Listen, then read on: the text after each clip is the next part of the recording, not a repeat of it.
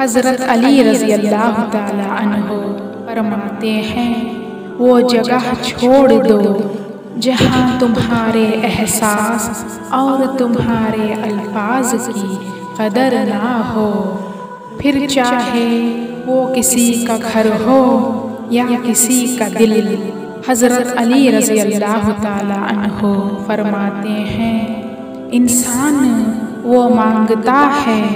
जो उसे अच्छा नज़र आ रहा होता है, लेकिन अल्लाह उसे वो अता करता है जो उसके लिए अच्छा होता है। हज़रत अली रज़ी अल्लाह ताला अन्हो ने फरमाया, टूटे हुए दिल तो बहुत अनमोल होते हैं, क्योंकि इन दिलों में अल्लाह बसता है, और जिस दिल में अल्लाह बस जाए वो दिल नायाब हो जाया करते हैं।